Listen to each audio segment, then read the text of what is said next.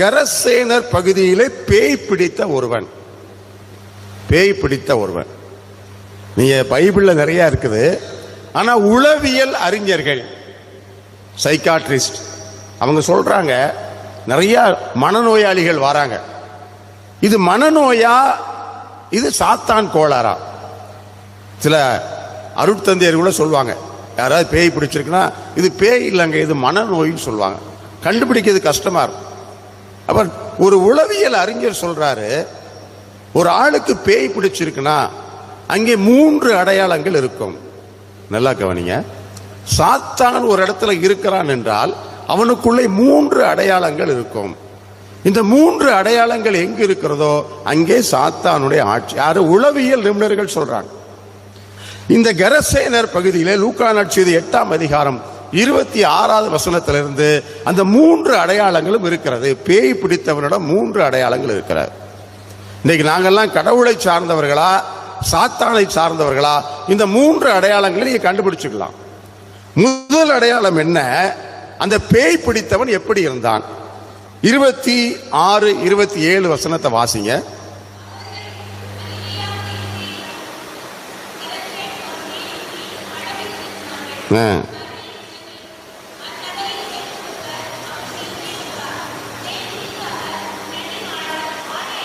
பாத்தீங்களா? பேய் பிடித்தவர் ஆடை அணிவதில்லை. நீங்க இந்த உலகத்துல, இந்த சமுதாயத்துல ஒரு மனுஷனுக்கோ இந்த சமுதாயத்துக்கோ பேய் பிடிச்சிருக்குன்னா நிர்வாணம் அதன் முதல் அடையாளம். நல்லா தெரிஞ்சுக்கோங்க. நிர்வாணம். ஒரு அம்மா நல்லா இருப்பாங்கங்க, நல்ல சேலெல்லாம் கட்டி அடக்க ஒடுக்கமா இருப்பாங்க. ஆனா எப்ப தீய ஆவி உள்ள வந்துருச்சோ அவங்க ஆடைகளை பற்றி கவலைப்பட மாட்டாங்க. ஏனென்றால் தீய ஆவி ஒரு இடத்துல இருக்குன்னா அதனுடைய அடையாளம் என்ன? நிர்வாணம். இன்றைக்கு இந்த சமூகத்தில் எங்கும் நிர்வாணம். பேப்பர்ல, பத்திரிகையில மட்டும் அந்த காலத்துல, டிவியில அந்த காலத்துல, இப்போது அதிகமாக பார்க்கப்படுகிற சமூக வலைத்தளம் எல்லாம் ஆபாச வலைத்தளம்.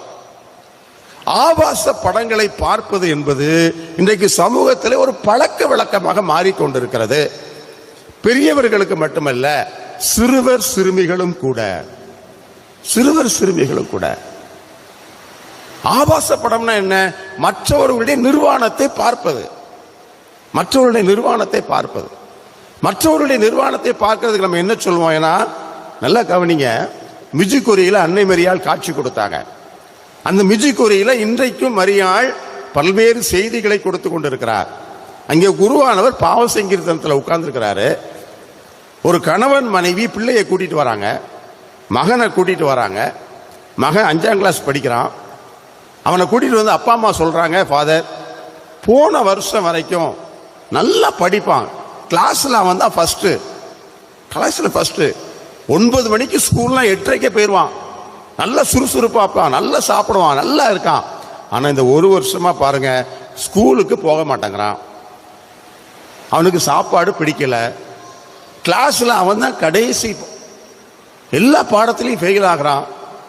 என்ன ஆச்சுன்னே தெரியல. டாக்டர்கிட்ட கூட்டு போனோம், எக்ஸ்ரே எடுத்தாங்க, ஸ்கேன் எடுத்தாங்க, ஒன்றும் இல்லைன்ட்டாங்க. மனநல மருத்துவர்கள்ட்ட கூட்டு போனோம், அவங்களும் ஒன்றும் இல்லைன்ட்டாங்க. ஏன் எங்க பையன் இப்படி ஆனா, எதுக்கு இவனுக்கு இப்படி ஆச்சு எங்களுக்கு தெரியல. அந்த ஃபாதர்கிட்ட கேட்குறாங்க. அந்த ஃபாதர் சொல்றாரு, அந்த பையனை வெளியே அனுப்பிடுங்கன்னு சொன்னார். வெளியே அனுப்பிட்டு அப்பா அம்மா உட்கார வச்சு அவங்கள்ட்ட கேட்டாரு, நீங்க ஆபாச படம் பார்ப்பீங்களா? நீங்க ப்ளூ ஃபிலிம் பார்ப்பீங்களா? உடனே ஒரு 2 பேரும் சொன்னாங்க, ஆமா பார்க்குறோம். இதுல என்னப்பா தப்பு இருக்கு? நாங்க என்ன சின்ன பிள்ளைங்களா? நாங்க பெரிய ஆட்கள், நாங்க பெரியவங்க, நாங்க பார்க்கறதுல என்ன தப்பு இருக்கு? என் கணவனுக்கு மனைவிக்கும் நல்ல தாம்பத்திய உறவு இருக்க வேண்டும், கணவனுக்கு மனைவிக்கும் நல்ல அந்யோன்யம், அதுக்காக நாங்க பார்க்கிறோம். இதுல என்ன தப்பு இருக்கு? ஃபாதர் சொன்னார், உங்க பையன் இப்படி தருதலையா மாறினதுக்கு காரணம் நீங்க ஆபாச படம் பார்த்ததுனாலதான். என்றைக்கு ஆபாச படம் பார்க்க ஆரம்பித்தீர்களோ அன்றையிலிருந்து உங்கள் குடும்பத்துக்குள்ளே, உங்கள் திருமண உறவுக்குள்ளே அஸ்வமதேயு என்கிற பேய் வந்து விட்டது, சாத்தான் வந்து விட்டது. ஏனென்றால் நிர்வாணம் என்பது நம்முடைய முன்னாள் திருத்தந்தை புனித 2ஆம் ஜான் பால் சொல்வார். புனித 2ஆம் ஜான் பால் தொடக்கத்தில் எப்படி இருந்தது? ஏன்னா இயேசுட்டு வந்து கேட்பாங்க, மத்தேயு நற்செய்தி 19ஆம் அதிகாரத்தில், என் மனைவியை டைவர்ஸ் பண்ணிடலாமா? ஏன்னா இன்னைக்கு 10 கல்யாணம் முடிஞ்சாச்சுன்னா 4 கல்யாணம் டைவர்ஸ், 4 கல்யாணம் இன்னைக்கு டைவர்ஸ். நீங்க மறை மாவட்டத்தில் போய் பாருங்க, நிறைய டைவர்ஸுக்கு அப்ளிகேஷன் குமிஞ்சுக்கிட்டே இருக்கு. 10 கல்யாணத்தில் 4 கல்யாணம் டைவர்ஸ். முன்னாடிலாம் அப்பா அம்மா தோட்டத்தை விற்று, வீட்டை விற்று, நிலத்தை விற்று, பொம்பளை பிள்ளையை கட்டி கொடுத்து ரொம்ப சந்தோஷமா இருப்பாங்க. அப்பா என் பிள்ளையை கட்டி கொடுத்துட்டேன்ப்பா, எதை வித்துனாலும் என் பிள்ளையை கட்டி கொடுத்துட்டேன்ப்பா. இன்னைக்கு அப்படி இல்லை. எல்லாத்தையும் வித்து பொம்பளை பிள்ளையை கட்டி கொடுத்தா கூட மனசுக்குள்ள ஒரு பயம். என்ன தெரியுமா? இவ எப்போ ஓடி வந்துருவாளோன்னு பயமா இருக்கு. இவ போனவ எப்போ ஓடி வந்துருவாளோ, எப்போ சண்டை போட்டு ஓடியாந்துருவாளோ பயம். எவ்வளவு நாளைக்கு ஒன்னா இருப்பாளோ, கல்யாணம் முடியும் போதெல்லாம் பயம். இது எத்தனை நாளைக்கு சேர்ந்து இருக்க போகுது தெரியலையே. இன்னைக்கு நமக்கெல்லாம் இருக்கு. அப்ப இயேசுட்ட கேட்டாங்க, டைவர்ஸ் பண்ணலாமா? அப்ப இயேசு சொன்னார், தொடக்கத்தில் டைவர்ஸ் கிடையாது, தொடக்கத்தில் அப்படி இல்லை. இப்போ உங்க மனசு கல்லாகி போய்விட்டது இயேசு சொல்வார். புனித ஜான் பால் சொல்கிறார், தொடக்கத்தில் எப்படி இருந்தது? அதான் அவருடைய பதில். தொடக்கத்திலே ஆதி நிர்வாணா, முதல் நிர்வாணம். நல்லா தெரிஞ்சுக்கணும், முதல் நிர்வாணம் என்ன? ஆதாம் ஏவாளும் ஆடை இல்லாமல் இருந்தார்கள், ஆண்டவருடைய கரம் பிடித்து நடந்தார்கள். ஆனா வெட்கம் இல்லை, அவரு கேவலமா இல்லை. ஏனென்றால் நிர்வாணம் என்னால் என்னன்னு தெரியாம இருந்தாங்க. இன்னைக்கு நம்ம சின்ன குழந்தைங்க, நம்ம பிறக்கும் போது யாராவது ட்ரெஸ் போட்டு பிறக்கமா? இல்லை, நிர்வாணமாய் பிறக்கிறோம், நிர்வாணமாய் வளர்றோம். ஆனா அது அவமானம் இல்லை. நம்ம தான் சொல்றோம் சேம் சேம் பப்பி சேம் சொல்றோம். ஆனா பிள்ளைகளுக்கு அதை பத்திலாம் நிர்வாணம் என்பது அவமானமும் அல்ல, கேவலம் அல்ல. நல்லா கவனிச்சுக்கோங்க. எப்போ நிர்வாணம் நமக்கு அவமானம் ஆகிறது? எப்போ ஆதாமும் ஏவாளும் அவர்கள் பாவத்தினால் கண்கள் திறந்ததோ அப்போது நிர்வாணத்தை உணர்ந்தார்கள், ஆடை உடுத்தி கொண்டார்கள். அவர்கள் இலை தலைகளை வைத்து, மிருகங்களுடைய தோள்களை வைத்து ஆடைகளை உடுத்தி கொண்டார்கள். சரியா? நிர்வாணம் மறைக்கப்பட்டு விட்டது. நம்ம வளர்றோம், 3வது வகுப்பு, 3 வயசு 4 வயசு வரும்போது ஆடை உடுத்தி கொள்கிறோம். அதுக்கப்புறம் யாரும் நிர்வாணமாக இருக்கிறது இல்லை.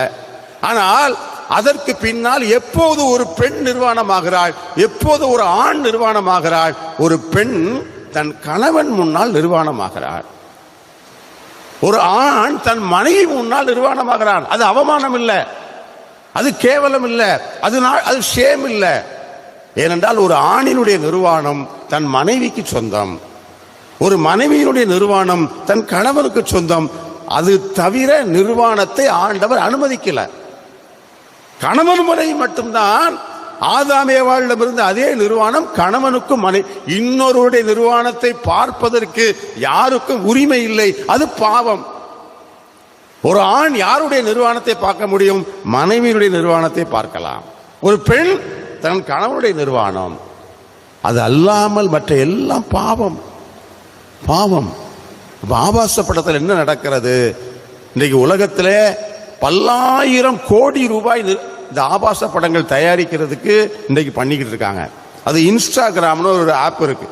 இன்ஸ்டாகிராம், இன்னும் பள்ளிக்கூடத்தில் படிக்கிற பிள்ளைகள்லாம் அந்த இன்ஸ்டாகிராம் வச்சிருக்காங்க.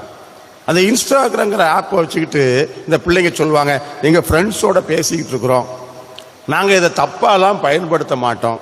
இது எப்படின்னா, குழியை வெட்டி வச்சுக்கிட்டு நான் குழியிலலாம் விட மாட்டேனே, நான் ரொம்ப செடியா இருப்பேனே, ஒரு நேரம் விழமாட்டேன், இன்னொரு நேரம் விழுந்துருவலா. அது இன்ஸ்டாகிராமா இருக்கலாம். அதுபோல சில சமூக வலைத்தளங்கள் இருக்கிறது. சிறு பிள்ளைகளும் 4வது 5வது படிக்கிற பிள்ளைகள் கூட சமூக வலைத்தளங்களில் இருக்கிறார்கள். படிக்கிறான் இன்ஜினியரிங். நல்லா கவனிங்க, இந்த உலகத்தை சாத்தான் ஆளுகை செய்து கட்டி வைத்திருக்கிறான். அதுக்குள்ள இருக்கிற நாமும் நம்முடைய பிள்ளைகளும் எப்படி அடிமைகளாக இருக்கிறார்கள் பாருங்க. பிஇ படிக்கிறான், 2வது வருஷம் படிக்கிறான், சிறைச்சாலையில் வந்து கிடக்கிறான்.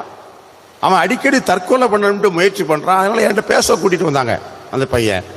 அவனுக்கு என்னன்னா, அவன் பிஏ படிக்கிற ஒரு பொண்ணை லவ் பண்றான், ஃபர்ஸ்ட் இயர் படிக்கிற பொண்ணு லவ் பண்றான். 2 பேரும் இன்ஸ்டாகிராம்ல சந்திக்கிறாங்க. அந்த இன்ஸ்டாகிராம்ல வீடியோல 2 பேரும் வீடியோ போட்டு பேசுறாங்க. ஏன்னா இப்ப பழக்கங்கள் என்று சொன்னால் அந்த பழக்கம் வார்த்தையிலே மட்டும் இருப்பதில்லை. அந்த பழக்கம் என்பது காதலாக மட்டுமில்லை, அது காமமாக மாறுகிறது. அப்ப அந்த பையன் அந்த பொண்ணுட்ட உன்னைய ரொம்ப பிடிச்சிருக்கு அப்படின்னு சொல்லி பேசுறான். அந்த பொண்ணு பேசுது. கொஞ்ச நாள் கழிச்சு அந்த பெண்ணினுடைய நிர்வாணத்தை இவன் பார்க்க ஆசைப்படுறான். அந்த பொண்ணுகிட்ட கேட்கிறான், நீ காமி, உன் ட்ரெஸ்ஸை கழட்டி காமிங்கிறான். கொஞ்ச நாள் கழிச்சு அந்த பொண்ணு அவன்கிட்ட பேசல, வேற ஒரு ஆள்கிட்ட பேசும்போது இவன் சொல்றான், நீ என்கிட்ட மட்டும்தான் பேசணும், இல்லைன்னா உன் வீடியோவை எடுத்து வச்சிருக்கேன், நான் நெட்ல போட்டு விட்டுருவேன், நீ உன் நிர்வாணத்தை காமிச்சிய நான் நெட்ல போட்டு விட்டுருவேன். அவ சொன்னா அதெல்லாம் நடக்காது, ஒன்னு எனக்கு பிடிக்கலங்கிறான். அவன் என்ன பண்ணிட்டான், ஒரு 4-5 பையங்கள்கிட்ட ஃபோன் நம்பரை கொடுத்து, நீ அவளுக்கு ஃபோன் போட்டு நெட்ல நாங்கள் உன்னை பார்த்தோம், நெட்ல பார்த்தோன்னு சொல்லுங்கடான்னு சொன்னோன்னே எல்லாரும் அவளுக்கு ஃபோன் பண்ணி உன் வீடியோவை நெட்ல பார்த்தோன்னு சொன்னேன். அந்த பிள்ளை உண்மையிலே நம்பிருச்சு, நம்முடைய நிர்வாணத்தை பார்த்துட்டாங்க சொல்லி மண்ணெண்ணெயை ஊற்றி தீ குளிச்சு அந்த பொண்ணு செத்து போச்சு. அப்போ ஜட்ஜு வந்து கேட்குறாங்க அந்த பொண்ணுகிட்ட, என்னம்மா என்ன நடந்துச்சு? அப்போ சாகிறதுக்கு முன்னாடி மரண வாக்குமூலம் கொடுக்குது, அவன் என்னைய என் வீடியோவை நெட்ல போடுறோம்னு சொன்னான்.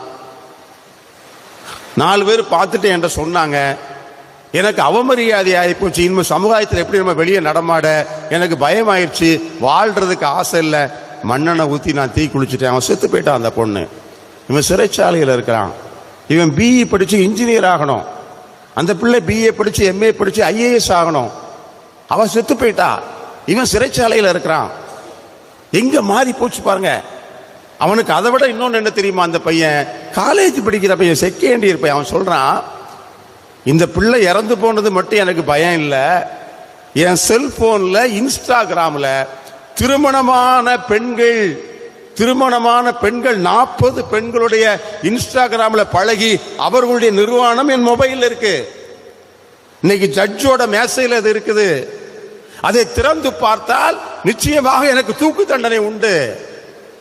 அதனாலதான் நானே சாக ஆசைப்படுகிறேன், நான் தற்கொலை செய்ய போகிறேன். பாருங்க, எங்கேயோ நடக்கிறது இல்லை இது. இது எங்க கொண்டு போய் விடுறது பாருங்க. காலேஜ் படிக்கிற பிள்ளைங்க, ஸ்கூல்ல படிக்கிற பிள்ளைங்க திருடுவதற்கும் அழிப்பதற்கும் கொல்லுவதற்கும் அன்றி சாத்தான் எதற்கு வரமாட்டான். இப்ப நீக்க மறை இன்றைக்கு நிறைஞ்சிருக்கு பார்க்கிறோம் எல்லா இடத்திலும். முன்னாடி பாருங்க, சமூக விரோதிகள் ஒரு ஊர்ல இருப்பாங்க, தண்ணி அடிப்பாங்க, அவங்க சண்டை போடுவாங்க, ஒருத்தர் வெட்டுவாங்க, குத்துவாங்க. சமூக விரோதிகள் கற்பழிப்பார்கள். இன்னைக்கு பள்ளிக்கூடத்தில் நடக்குதுங்க. சமூக வலைத்தளங்கள வாட்ஸ்அப்ல வீடியோ பாருங்க.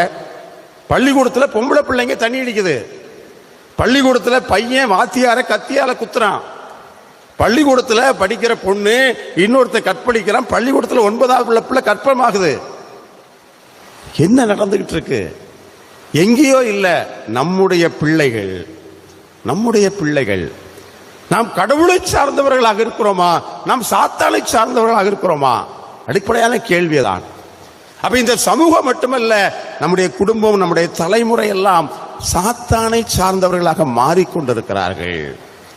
மிகப்பெரிய ஆபத்தான ஒரு அடையாளமாக இருக்கிறது. என் அன்பு சகோதர சகோதரிகளே, எல்லாரும் சொல்லுவோம், இயேசுவுக்கே புகழ், இயேசுவுக்கே புகழ்.